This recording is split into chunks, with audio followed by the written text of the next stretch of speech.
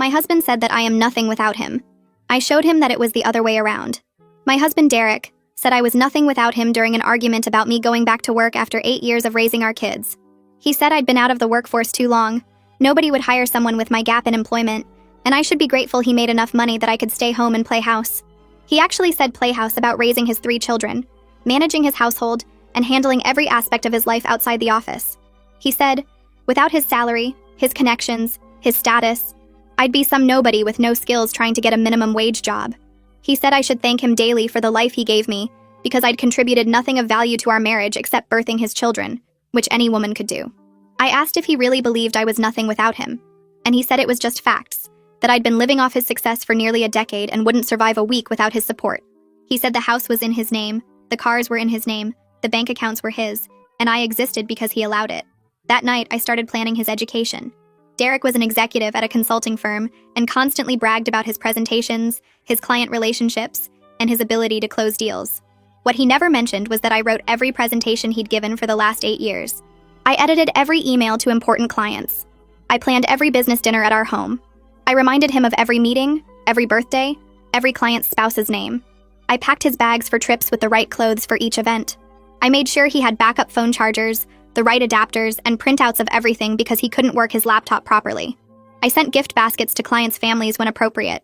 I tracked his expenses and filed his reports because numbers confused him. I even logged into his work system at night to submit things he'd forgotten. Derek had no idea how much I did because I'd made it invisible, seamless, like he was just naturally that organized. Next Monday, I will stop doing everything. Derek woke up to no coffee made, no clothes laid out, and no lunch packed. He asked where his lucky tie was for his big presentation, and I said I didn't know. Maybe he should keep track of his own things. He laughed nervously and found a different tie. He grabbed his laptop bag and left, not realizing I hadn't charged his devices or put his presentation on the USB drives he always needed as backup.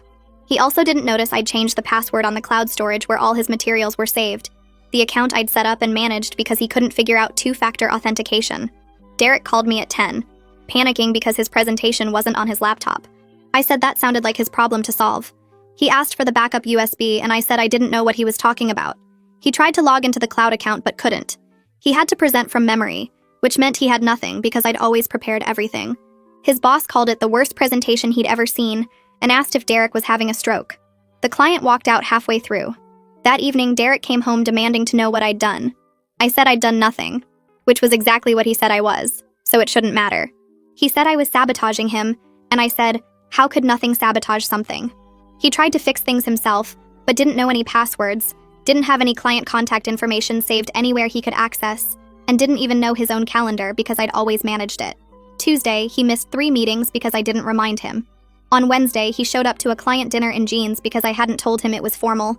Thursday, he forgot his biggest client's name and called him the wrong name during the meeting. Friday, his boss pulled him aside and asked if he was having personal problems because he'd become completely incompetent overnight. Derek begged me to help him, and I said he'd told me I contributed nothing, so my help shouldn't be necessary. The next week was worse. Derek walked through the front door that evening with his shoulders hunched forward and his tie hanging loose around his neck. His briefcase hit the floor with a thud that made Joaquin look up from his toy trucks. Derek stared at me across the kitchen counter where I was cutting vegetables for dinner, and his face had this mixture of anger and desperation that I'd never seen before. He asked how long I planned to keep punishing him, his voice tight and strained. I set down the knife and wiped my hands on a dish towel, taking my time before answering. I told him this wasn't punishment. It was education, and he needed to learn what his life actually looked like without my constant support. He opened his mouth to argue, but I turned back to the cutting board, dismissing him without another word. He stood there for a long moment, breathing hard, then grabbed his briefcase and disappeared into his office, slamming the door hard enough that Hannah came running to ask if Daddy was mad.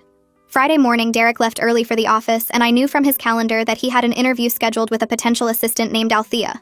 I'd seen the email exchange where he'd tried to describe what he needed help with, and his requests were so vague they were almost funny. He came home just after lunch, which surprised me because he usually stayed at the office until evening. He walked straight to the kitchen where I was making sandwiches for the kids, and poured himself a glass of water with shaking hands. I asked how the interview went, and he said Althea had declined the position after an hour of discussing the role. She'd asked him to explain his typical day, what systems he used, what his biggest challenges were, and he couldn't give her clear answers to any of it. She'd realized pretty quickly that Derek didn't actually understand what his job required on a day-to-day basis, and she'd politely told him she didn't think she was the right fit. He slumped against the counter and asked me again to help him, his voice breaking slightly. I told him he'd spent 8 years not knowing or caring how things got done, so a few weeks of figuring it out himself seemed fair. The weekend stretched out tense and silent between us like a wire pulled too tight. Derek holed himself up in the office on Saturday morning, and I could hear him moving papers around, opening and closing drawers, muttering to himself. I packed up the kids and took them to the park, needing to get out of the house and away from the suffocating atmosphere. Thea was quiet on the drive, staring out the window instead of chattering like she usually did. At the park, she climbed onto the swing next to me and asked why Mommy and Daddy weren't talking anymore. I pushed her gently, trying to find words that would make sense to a 7-year-old without making either of us the villain. I told her that sometimes grown-ups have disagreements and need time to work through their feelings, which was true but felt hollow. She asked if we were going to get divorced like her friend Emma's parents, and my stomach dropped. I promised her that Daddy and I were just having a hard time right now, but we both loved her and her siblings very much. She nodded but didn't look convinced, and I felt guilt settling into my chest like a stone.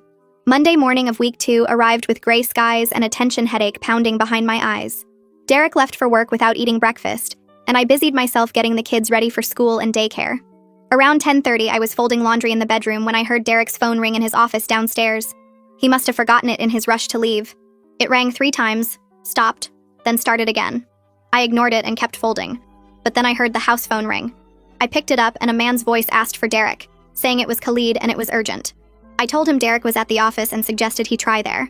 Khalid made a frustrated sound and said he'd been trying to reach Derek all morning about ending their contract. My hand tightened on the phone. He said last week's disasters had convinced him to take his business elsewhere, effective immediately. He was calling as a courtesy to let Derek know before he sent the official termination letter. I thanked him for calling and hung up, my heart racing. That was a $200,000 annual contract, one of Derek's biggest clients. I heard Derek's car pull into the driveway 20 minutes later, which meant he'd come home to get his phone. I stayed upstairs and listened to him check his messages, then heard his voice rising in panic as he called Khalid back. He was desperate on the phone, making promises about improving service and offering discounts and extra attention. Khalid must have been firm because Derek's voice got higher and more frantic, then defeated. The call ended and I heard him sit down heavily in his office chair. That evening, Derek sat at the dinner table but didn't eat, just pushed food around his plate while the kids chattered about their day. After I put them to bed, I found him in the living room with his head in his hands. He looked up when I walked in and his eyes were red. He said he was going to lose his job, that losing Khalid's contract was the final straw after the performance improvement plan. We were going to lose the house, lose everything, and it was all falling apart. I felt a sharp twist of fear in my stomach, because he was right about one thing. Our children's stability depended on that income. The mortgage payment alone was $3,500 a month, and that didn't count utilities, food, the car payments, insurance. But I forced myself to stay firm, to not give in just because he was finally feeling consequences. I told him he'd had 8 years to appreciate what I contributed, and he'd chosen to call it nothing instead. He said he was sorry, that he'd made a mistake, but I couldn't let myself believe it yet. Sorry was just a word people said when they were scared, and I needed to see if he actually understood, or if he was just trying to fix his immediate problem. That night, Thea appeared in our bedroom doorway around 2 a.m, clutching her stuffed rabbit. She said she couldn't sleep and asked if she could get in bed with us. I lifted the covers and she crawled in between Derek and me, her small body tense. Derek was awake too, staring at the ceiling, and we lay there in the darkness with our daughter between us like a physical reminder of what was at stake. Thea's breathing eventually evened out, but I stayed awake, holding her, and feeling guilt creep through my chest like cold water. My revenge was affecting innocent people who hadn't called me nothing, who hadn't dismissed my contributions or made me feel worthless. Thea was having trouble sleeping because she could feel the tension between her parents, and that wasn't fair to her. I looked over at Derek in the dim light from the hallway and saw his eyes were still open, and I wondered if he was thinking the same thing. Tuesday morning, Derek tried to recreate the systems I'd built for him over the years. I watched him making lists on yellow legal pads, writing down client names and meeting times. He set reminders on his phone for every little thing, but he didn't understand the underlying logic of how everything connected. By Wednesday, he'd forgotten to follow up with 3 different clients who were waiting for proposals. He missed a deadline for submitting a report to Jerome. He sent an email to a potential client that was full of typos and unclear messaging, and the client responded asking if Derek was feeling all right. Thursday morning, he spent 2 hours looking for a file he needed for a presentation, tearing apart his office before finally finding it in the wrong folder on his computer. He called me from work, frustrated and exhausted, asking where I used to keep certain documents. I told him I used to keep them organized in a system that made sense, but since he'd never bothered to learn that system, he was on his own now. By Wednesday of week 2, Jerome called Derek into his office again. I knew because Derek texted me a single word, Jerome, at 2 in the afternoon. He came home at 4, looking like someone had drained all the color from his face. He walked past me without speaking and went straight to the office, closing the door quietly. I gave him 20 minutes, then knocked and went in. He was sitting at his desk staring at nothing, and when he looked up at me, his eyes were empty. Jerome had told him the performance improvement plan wasn't working, that his performance had actually gotten worse instead of better. Derek had 2 weeks to turn things around completely or face termination. 2 weeks to somehow become competent at a job he'd never actually done himself. To rebuild relationships with clients who'd lost faith in him, to prove he deserved to keep his position. He asked me what he was supposed to do, and I didn't have an answer that wouldn't make me responsible for fixing his mess. I watched my husband fall apart over the next few days and felt the satisfaction I'd expected mixed with something darker and more complicated. He wasn't learning or growing from this experience. He was just failing, sinking deeper into incompetence and panic. The point had been to show him what I contributed, to make him understand and appreciate my work, but instead I was watching him drown. And our whole family would suffer if he lost this job, not just Derek. The kids would lose their school, their activities, their home. I'd proven my point thoroughly in 2 weeks, but the consequences were spiraling beyond what I'd intended. Derek wasn't becoming humble and grateful. He was becoming broken and desperate, and I started to wonder if I'd gone too far. Derek stopped eating properly and started drinking more, pouring himself whiskey in the evenings and sitting in the home office until midnight. I'd find him there when I got up to check on the kids, surrounded by papers and notes, trying to figure out work he'd never actually done himself. His eyes were bloodshot and his hands shook slightly when he picked up his glass. Friday evening, Hannah climbed into my lap while I was reading on the couch and asked me why Daddy was so sad all the time. She said he didn't smile anymore and he forgot to say goodnight to her last night. I held her close and felt my throat tighten because I had no good answer that didn't make me the villain. I couldn't tell her that Daddy had called Mommy nothing and I was teaching him a lesson. I couldn't explain that sometimes adults hurt each other and then hurt everyone around them in the process. I just told her that Daddy was having a hard time at work, and we needed to be patient with him, which felt like another hollow excuse in a growing list of them. I sat in the kitchen after putting Hannah to bed, staring at my phone and trying to decide if calling Camilla made me weak or smart. My hands shook as I scrolled to her name, and when she answered, I started crying before I could say hello. She told me she was coming over and hung up before I could argue. 20 minutes later, she was at my door with a bottle of wine, and that look she got when she knew I'd messed up, but wouldn't say it until I was ready to hear it. We sat at the kitchen table and I told her everything. How Derek had bombed presentations and missed meetings and lost clients. How Jerome had put him on a performance plan. How our kids were asking why Daddy seemed so sad. Camilla listened without interrupting, pouring wine and nodding, and when I finished, she asked me what my endgame was. I didn't understand the question at first, so she clarified that proving a point didn't matter if we ended up divorced and broke, that I needed to think about what I actually wanted from all this. I realized I hadn't thought past making Derek understand what I contributed, that I'd been so focused on his education that I hadn't considered where it would end. Now I was watching him drown, and our kids were suffering, and I didn't know how to stop what I'd started without admitting I was wrong. Camilla refilled my glass and said I'd proved my point in the first week, that Derek clearly understood now that he needed me, and I had to decide if I wanted to destroy him or save my marriage. She said those were the only 2 options left because the middle ground had disappeared when Jerome put Derek on notice.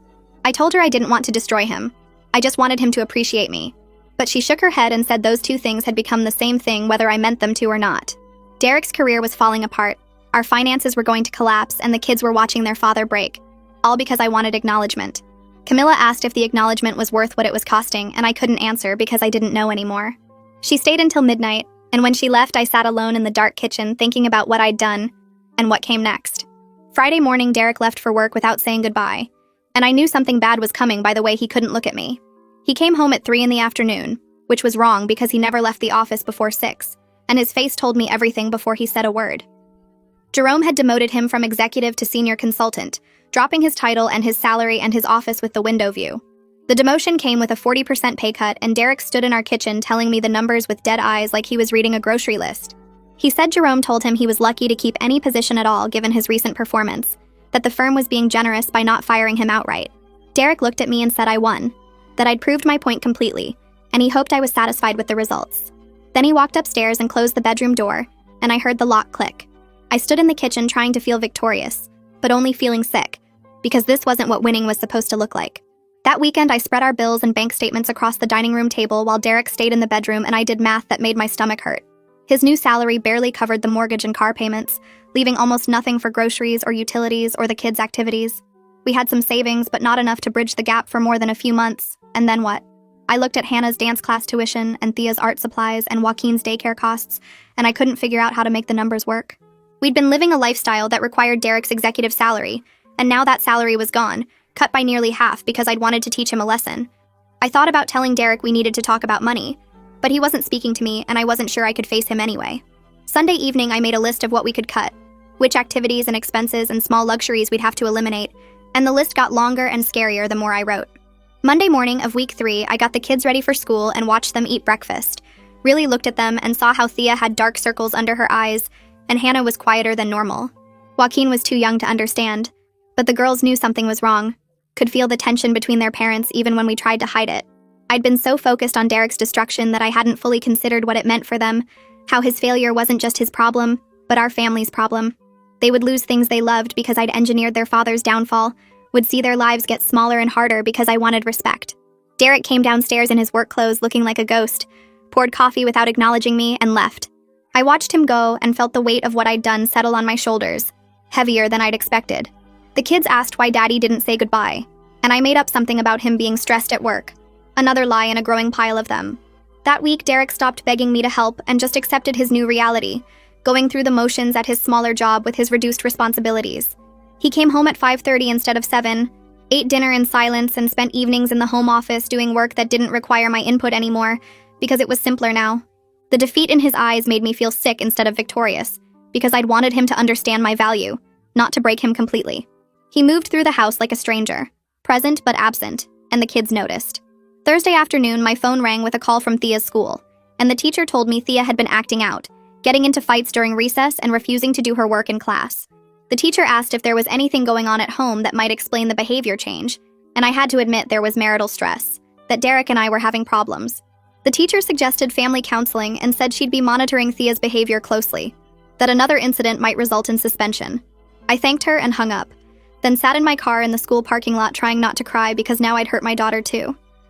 That evening, I tried to talk to Derek about Thea's teacher calling, about how the kids were noticing our problems, but he just looked at me with empty eyes and said this was what I wanted. He said I'd set out to prove he was nothing without me, and I'd succeeded, and now we all got to live with the consequences of my lesson. He was right and wrong at the same time, and I hated how complicated everything had become, how my simple plan for respect had turned into this mess that hurt everyone. Wednesday, I called a therapist and made an appointment just for myself, needing to sort through my feelings about what I'd done without Derek there to complicate things. The therapist was a woman in her 50s who listened to my whole story without judgment, and when I finished, she asked what I'd hoped to accomplish. I said I wanted Derek to understand what I contributed, to appreciate my work and respect my value. But as I said it out loud, I realized how much had gone wrong. The therapist asked if I'd gotten what I wanted, and I had to admit that Derek definitely understood now, but I felt terrible about it, that destroying him hadn't brought the satisfaction I'd expected. She said it sounded like I'd wanted acknowledgement and respect, not destruction, and those were very different goals. I left her office with homework to think about what I actually wanted from my marriage and whether it was still possible to get it.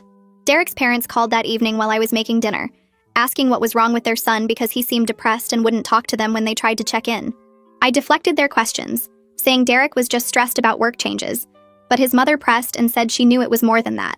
I felt the weight of extended family getting pulled into our crisis, more people affected by my revenge, more collateral damage I hadn't thought about when I started this.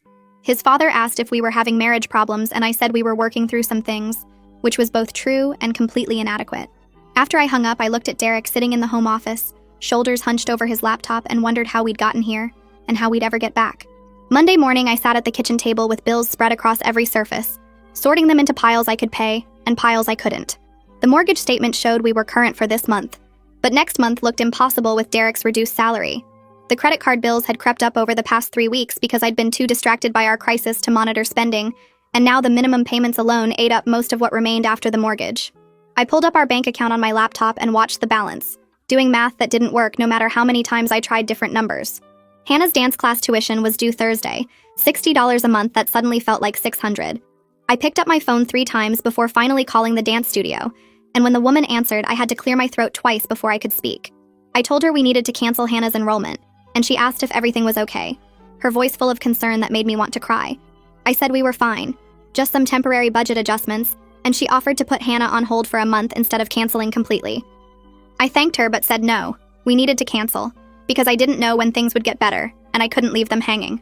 After I hung up, I sat staring at the phone, thinking about how excited Hannah had been for her recital in December, how she practiced her turns in the living room every evening after dinner. Thursday afternoon, I picked Hannah up from the school and drove straight home instead of to the dance studio like we'd done every Thursday for the past year. She asked where we were going, and I pulled into our driveway, turned off the car, and told her we needed to talk. Her face went serious the way it does when she knows something bad is coming, and I explained that Daddy and I were having some money problems, so we needed to cut back on extras for a while.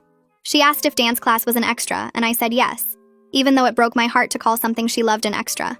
Hannah's eyes filled with tears, and she asked if it was because of her, if she'd done something wrong, and I pulled her close and promised her this had nothing to do with her.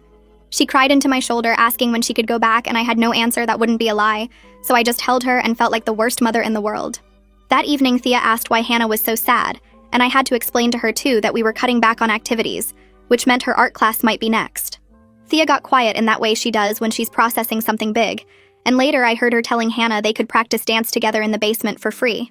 Friday evening, Derek came home at his new regular time of 5:30, and for the first time in 3 weeks, we sat down at the kitchen table together after the kids went to bed.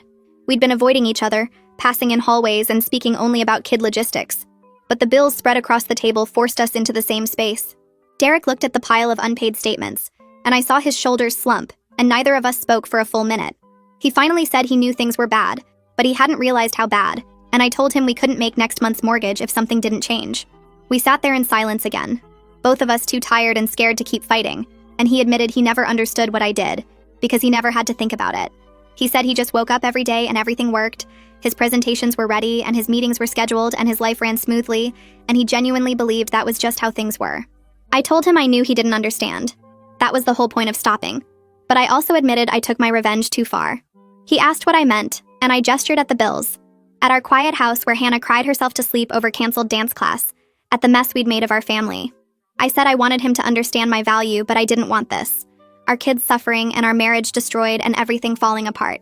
Derek reached across the table like he might take my hand, but stopped halfway, and he said he was sorry for what he said, that he knew now it wasn't true.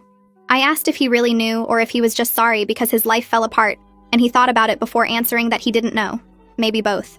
We talked for 2 hours, the longest conversation we'd had since this started, and by the end we agreed to try marriage counseling even though neither of us knew if it would help. Derek said he didn't know if he could come back from this professionally, that his reputation at the firm was destroyed.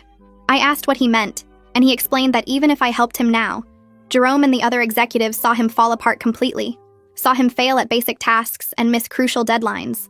He said you can't unsee that kind of incompetence, that even if he recovered his performance, nobody would trust him with major clients or important projects again.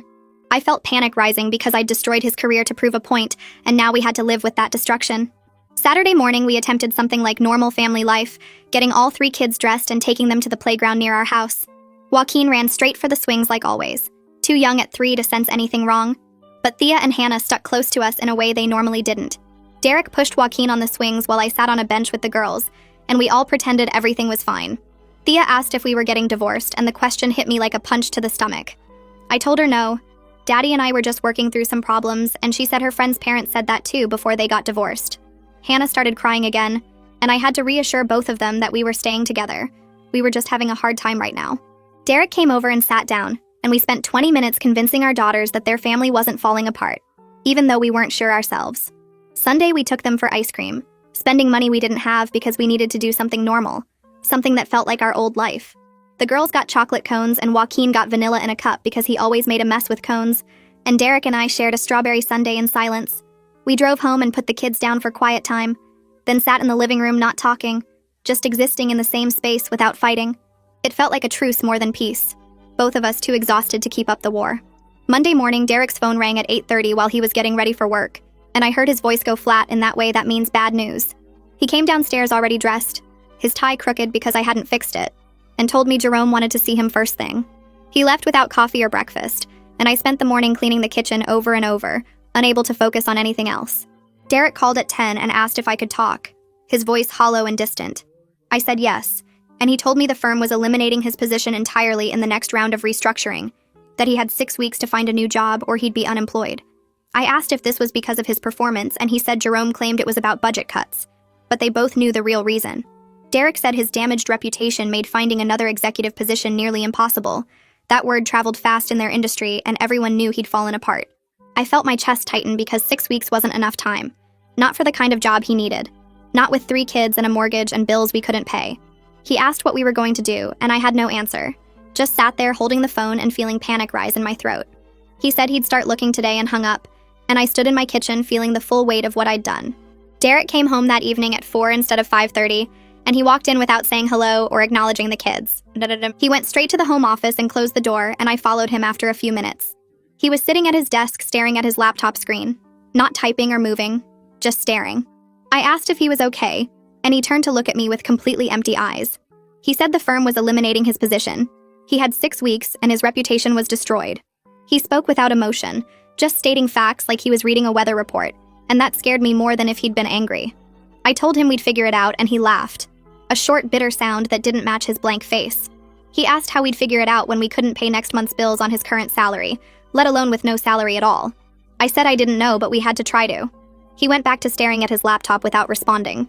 I left him there and went to make dinner, my hands shaking as I cut vegetables, thinking about how 6 weeks would pass faster than we could imagine. That evening, I broke my silence and went back to the office after the kids were in bed.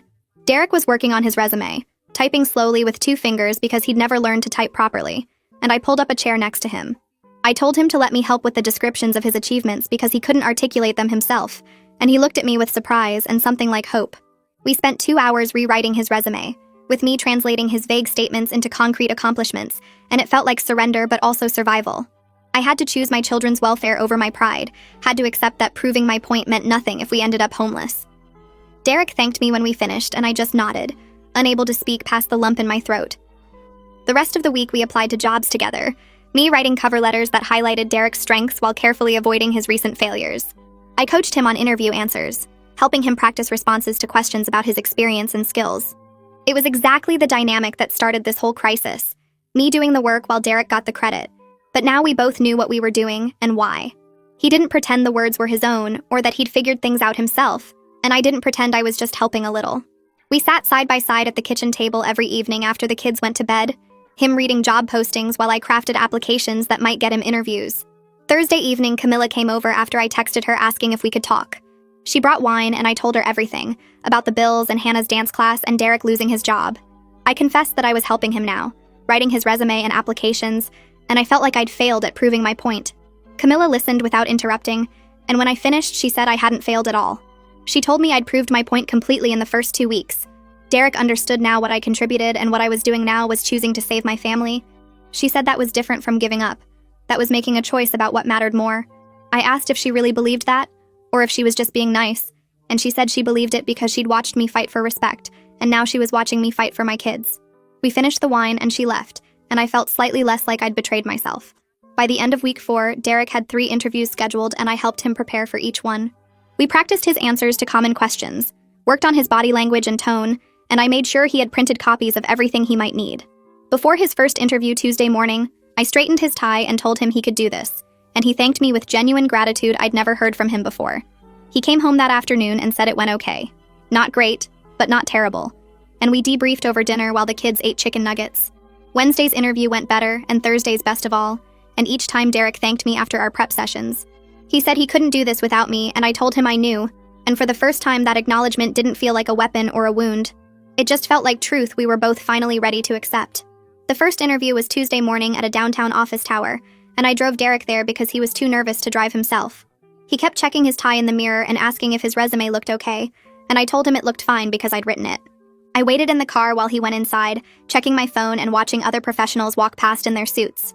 40 minutes later, he came back looking gray and defeated, and before I could ask, he said it went terrible. They asked him about his recent employment gap, and he tried to explain the performance issues without admitting he'd been completely dependent on me. The interviewer kept pressing about why his performance declined so suddenly, and Derek couldn't give a good answer that didn't make him sound incompetent. He said they thanked him for his time in that way. That means they're never calling back. Thursday's interview was worse because it was with a competitor firm where people knew his reputation. Derek came home after 20 minutes and said the interviewer recognized his name and asked directly about the client he'd lost. He tried to spin it as a communication breakdown, but the interviewer had already heard the real story through industry gossip. Derek sat at the kitchen table with his head in his hands and said he was unhireable, that everyone in his field knew he'd failed spectacularly. I made him dinner and told him there were other options, smaller firms that wouldn't know his history. He barely ate and went to bed early while I stayed up researching companies that might give him a chance. Friday morning, I found him in the office staring at job postings, and I sat down next to him and said we needed to look outside his usual circle. We found a posting for a mid-level position at a smaller consulting firm across town, and Derek said it was beneath him. I reminded him that beneath him was better than unemployed, and he finally agreed to apply. I helped him write a cover letter that focused on his early career successes before I'd been managing everything, and we submitted it that afternoon. The following Monday, Derek got a call for an interview with the smaller firm, and he seemed cautiously hopeful for the first time in days. I coached him all week on how to be honest about needing to rebuild his skills without sounding like a disaster. Wednesday morning, he left for the interview wearing his best suit, and I told him to just be himself, but the humble version. 3 hours later, he called me from his car and said it went okay, maybe even good. The interviewer was younger and seemed more interested in Derek's willingness to learn than his past failures. Derek admitted he'd gotten too comfortable relying on support systems and needed to relearn how to work independently, and instead of dismissing him, the interviewer said that showed self-awareness. They talked about the position, and Derek was honest that it was a step down from where he'd been, but he was ready to start over. The interviewer said they'd call back within a few days, and Derek came home looking less broken than he had in weeks. I wanted to feel hopeful, but we were already into the 5th week since he'd been demoted, and the bills were piling up faster than we could handle them. Friday afternoon, Derek got an email about his severance package from his old firm, and the number was less than half what we'd expected. He called me into the office and showed me the screen, and I did quick math in my head that made my stomach hurt. We had maybe 3 months of expenses saved if we were careful, and that was assuming Derek found work immediately. Saturday morning, we sat down together with all our bills spread across the dining table, and Derek asked if we needed to sell the house.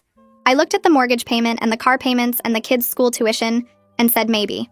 We talked about pulling the kids from private school, and Derek said he'd never imagined his children in public school, and I reminded him that public school was fine for millions of kids. He got defensive and said he wanted better for his children, and I said better required money we didn't have anymore. The conversation went in circles until we were both exhausted and frustrated, and we agreed to wait until Derek had a job offer before making big decisions. Sunday afternoon, Thea came into the kitchen while Derek and I were going over the numbers again, and she asked what we were doing. I said we were just looking at boring adult stuff, but she stood there watching us, and finally she asked if we were poor now. My throat got tight, and I looked at Derek, who looked back at me helplessly, and I told Thea we were going through a hard time with money, but we'd figure it out. She asked if that's why we couldn't go to Disney this summer like we'd planned, and I said yes. We had to save money right now. Thea disappeared and came back 5 minutes later with her piggy bank, the ceramic unicorn she'd been filling with birthday money for 2 years. She set it on the table and said we could have her money if it would help, and I started crying right there at the kitchen table. Derek picked her up and hugged her and told her we didn't need her money, that parents take care of kids, not the other way around. Thea looked confused about why I was crying and asked if she did something wrong, and I pulled her into my lap and said she did everything right. She was the best kid in the world. After she went back to playing, I told Derek we had to fix this fast because our kids were scared. Tuesday morning, Derek got the call from the smaller firm offering him the position, and he put it on speaker so I could hear. The salary was 60% of what he'd been making at his old job, and the benefits were basic compared to what we'd had before. Derek asked if he could think about it and call back, and after he hung up, we both sat there in silence. I pulled out my calculator and started running numbers, subtracting the new salary from our current expenses. We'd have to cut almost everything extra. No more private school, no more cleaning service, no more gym memberships or subscription services. The mortgage would eat up half his paycheck, and we'd have maybe $2,000 a month for everything else. I told Derek we could survive on this salary if we changed our whole lifestyle, and he asked how much we'd have to change. I said significantly, maybe even selling the house eventually and moving somewhere cheaper. Derek put his face in his hands, and I watched him process that his choices had cost us the life we'd built. I said we didn't have better options right now, and he needed to take this job, and he nodded without looking up.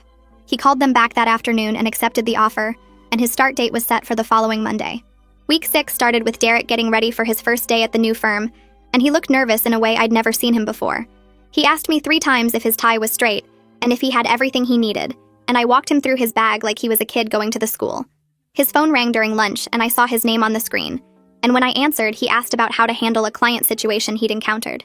I talked him through it step by step, explaining how to research the client's background and what questions to ask. He thanked me genuinely and said he'd call me if anything else came up, and I said that was fine. When he came home that evening, he looked tired but not defeated, and he said his new boss seemed patient and willing to teach him. We ordered pizza for dinner because neither of us had energy to cook, and after the kids went to bed, we sat them down in the living room. Derek started to explain that things were going to change in our family, that we'd be moving to a smaller house and they wouldn't go to their current school anymore. Hannah's face crumpled and she asked if it was her fault, if she'd done something wrong. I pulled her close and promised her that adult problems were never children's fault, that sometimes families had to make changes, but it didn't mean anyone did anything wrong. Thea asked if we'd still be together, and I said yes, we'd all be together. That was the most important thing. Joaquin didn't understand what was happening, and just wanted to know if he could bring his toys, and Derek assured him he could bring everything important. By the end of week 7, we'd looked at 6 smaller houses in decent school districts, and each one felt like a step down from our current home. Derek kept apologizing as we walked through cramped kitchens and tiny yards, and I could see him processing what his words had cost our family. After viewing a 3-bedroom ranch that smelled like old carpet, Derek said he was sorry for taking our old life for granted. I said we'd been taking it for granted together, both of us living beyond what we could actually sustain. We sat in the car outside the house, and I told him I was sorry too, for pushing my revenge so far that I'd hurt our kids and put our stability at risk. We'd both made mistakes, his in dismissing everything I did, and mine in proving my point at everyone's expense. Derek reached over and took my hand and said we'd figure this out together, and I believed him for the first time in months. The following Tuesday, we found a 3-bedroom house that was half the size of our current one, but had good bones and a fenced yard. The mortgage would be affordable on Derek's new salary with some help from money I'd started making doing freelance writing and editing. I'd signed up with 3 platforms that connected writers with clients, and I was finally using my skills for actual paid work, instead of just supporting Derek for free. My first month, I'd made $800 writing website content and editing business documents, and it felt powerful to have my own income. Derek was proud of me in a way that felt genuine, not patronizing, and he encouraged me to take on more clients. We started marriage counseling the following week, and the first session felt like sitting in a doctor's office waiting for bad news. The counselor asked us to explain why we were there, and Derek looked at me like he wanted me to talk first, but I stayed quiet. He finally said we'd had some problems with communication and respect, and I almost laughed at how small he made it sound. The counselor asked me for my perspective, and I said my husband told me I was nothing without him, so I stopped doing everything I'd been doing for 8 years, and watched his life fall apart. She wrote something down and asked Derek if that was accurate, and he nodded without looking at either of us. Over the next few sessions, we worked on what the counselor called establishing new patterns, where Derek had to actually say out loud what I contributed, instead of just assuming I'd handle everything. It felt awkward and forced when he thanked me for editing an email, or reminded himself to ask if I needed help with dinner. The counselor made us practice conversations where I stated my needs directly, instead of hoping Derek would notice and appreciate things on his own. I had to say things like, I need you to take the kids to the school tomorrow because I have a client meeting, and it felt strange to ask for help in my own marriage. Derek started keeping a list of household tasks and childcare duties on his phone, so he'd remember to do them without me reminding him. The counselor said we were rebuilding from scratch, and it would take time to feel natural. By week 8, we'd settled into a new routine where Derek actually did laundry and cooked dinner twice a week and helped get the kids ready for bed every night. He was terrible at all of it in ways that would have been funny if they weren't so frustrating. He shrank 3 of my shirts by washing them on hot and burned spaghetti sauce, because he walked away from the stove to check his phone. He put Joaquin's pajamas on backwards and forgot to brush Thea's hair before school, so she showed up looking like she'd been in a windstorm. But he was trying in a way he never had before, and I could see him actually thinking about what needed to be done instead of just assuming I'd handle it. When Hannah asked him to help with her homework, he sat down and worked through the math problems with her instead of calling me over to do it. When Thea needed a permission slip signed, he found it in her backpack and signed it himself instead of leaving it on the counter for me to deal with. The house was messier and dinner was later and things didn't run as smoothly, but we were actual partners now instead of me being his personal assistant. Derek came home from work one evening in week 8, looking less tired than he had in months, and told me his new boss had complimented his presentation that day. The new firm was smaller and less prestigious, but his boss actually taught him things instead of just expecting him to know everything already. Derek said he'd stayed late to help a junior consultant with a client proposal, and his boss noticed and thanked him for being a team player. I felt genuinely happy for him instead of bitter or resentful, because we were on the same team now and his success didn't come at my expense. He asked about my freelance work, and I told him I'd landed a new client who needed weekly blog posts, and he got excited and suggested we celebrate with takeout. We couldn't afford anything fancy, but we ordered Chinese food and ate it with the kids, and Derek told them about his good day at work. Thea asked if Daddy was happy again, and he said he was getting there and pulled her into a hug. We closed on the smaller house in week 9 and spent the weekend packing up 8 years of accumulated stuff. The kids helped put toys in boxes, and Derek labeled everything while I wrapped dishes in newspaper. Thea walked through her new room when we went for the final walkthrough, and said she liked that it was closer to our room so she wouldn't be scared at night. Hannah was excited about the park we could see from the kitchen window and asked if we could go there after we moved in. Joaquin didn't understand what was happening, but he liked the boxes and kept climbing into empty ones. Derek's hands shook a little when he signed the closing papers, and I knew he was thinking about everything we were giving up. But he also squeezed my hand when we got the keys and said this was going to be good for us. My freelance writing had grown to the point where I was making enough to cover our grocery bills and utilities each month. Having my own income felt powerful in a way I hadn't expected, because it meant I wasn't completely dependent on Derek's salary anymore. I had money that was mine because I'd earned it with my own skills and effort. Derek encouraged me to take on more clients and talked about my work with genuine pride, instead of the dismissive tone he used to use when I mentioned wanting to go back to work. He read an article I'd written for a business website and told me it was really good, and asked if I could help him with a report he was writing. I said yes, but made sure he understood I was helping as a partner, not as his unpaid assistant, and he agreed, and offered to pay me my freelance rate. I didn't take his money, but I appreciated that he offered. The move happened in week 10, and our new house felt cozy instead of cramped, even though it was half the size of our old place. We had less space for stuff, which meant we had to get rid of things we didn't actually need, and the kids adapted faster than I expected. Thea and Hannah shared a room now, and they decorated it together with posters and stuffed animals. Joaquin's room was tiny, but he didn't care because he spent most of his time playing in the living room anyway. Derek and I had a smaller bedroom with less closet space, but we didn't need as much room for the fancy clothes he used to wear to impress clients. There was less tension in the new house because we weren't trying to maintain a lifestyle we couldn't actually afford, and there was more honesty because we both knew exactly what we'd almost lost. Derek's parents visited 2 weeks after we moved in, and his mother walked through the house with a tight smile that didn't reach her eyes. She made a comment about how cozy everything was in a tone that clearly meant small, and asked if we were planning to upgrade once Derek got back on his feet. Derek told her we weren't planning to upgrade because we were building something more sustainable, and this house fit our actual needs and budget. His mother looked surprised that he'd pushed back and started to say something else, but Derek cut her off and said he was proud of what we were building together. I felt grateful for his support because his parents had always made me feel like I wasn't good enough for their successful son, and now he was defending our choices to them. 3 months into the new job, Derek came home with actual excitement in his voice and told me he'd gotten a small raise and a positive performance review. His boss had said Derek showed real potential and strong work ethic, and was becoming a valuable member of the team. It wasn't the kind of praise Derek used to get when he was an executive, but it was earned through his own actual work instead of my invisible support. We celebrated with takeout pizza because that was what our budget allowed now, and the kids thought it was a party. Derek told them he'd gotten a gold star at work, like they got at the school, and they cheered for him. We ate pizza on paper plates in our small living room, and it felt more real than any of the fancy dinners we used to host in our old house.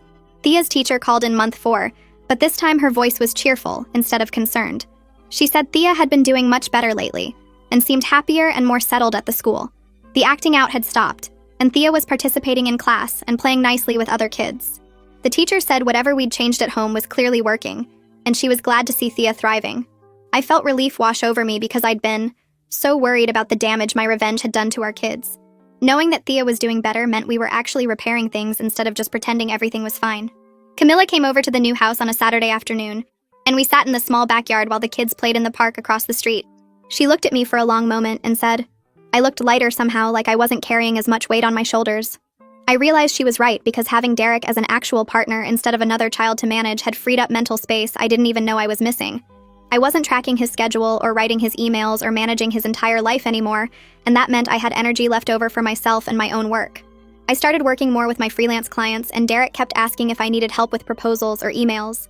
I told him I could handle my own work, and he nodded but still offered suggestions when I was typing at the kitchen table. The kids noticed the change between us, and Thea asked one Saturday morning if Mommy and Daddy were friends again. Derek looked at me across the breakfast table and said we were learning to be better friends than we'd been before. Hannah wanted to know what that meant, and I explained that sometimes grown-ups have to figure out how to be nicer to each other. Joaquin just wanted more pancakes and didn't care about the conversation. That afternoon, while the kids played in the yard, Derek brought up something that had been on his mind. He said he'd been thinking about what Thea and Hannah would learn from watching us, and he didn't want them to grow up thinking marriage meant one person doing everything while the other person took credit. I agreed and said I wanted our daughters to expect real partnership in their relationship someday. We talked about how Thea was already watching how Derek treated me and how I responded to him. Derek said he wanted her to see a dad who respected her mom and did his share of the work. I told him I wanted Hannah to grow up knowing her contributions mattered, and she shouldn't have to make herself invisible to help someone else shine. We agreed to be more careful about modeling the kind of marriage we wanted our kids to expect for themselves. 6 months passed since everything fell apart, and our bank account stayed steady instead of dropping into panic territory every month. Derek's salary covered the mortgage and basic bills while my freelance income paid for groceries and the kids' activities. We weren't rich anymore, but we also weren't stressed about money the way we used to be when we were pretending to afford a lifestyle we couldn't actually maintain. Our marriage felt different now because we both knew exactly what the other person contributed, and we said thank you for things that used to be invisible. Derek thanked me for editing his work emails, and I thanked him for doing the grocery shopping. We still argued sometimes about who forgot to pay which bill or whose turn it was to drive carpool, but the arguments didn't have the same poison they used to carry. There was honesty between us now, even when the honesty was uncomfortable.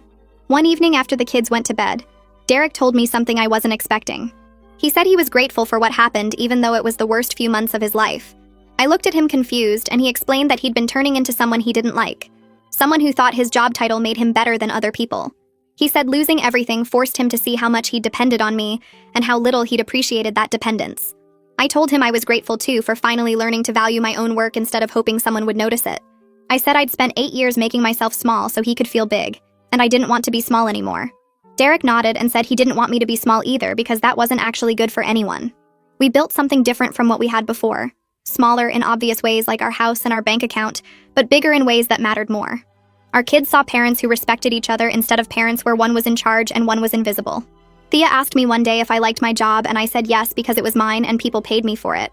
Derek heard that conversation and later told me he finally understood that I was never nothing like he'd said. He said I was everything that held our life together, and he'd been too stupid to see it. I told him we were something together now instead of me being his shadow. We were building a life that fit who we actually were instead of who we'd been pretending to be.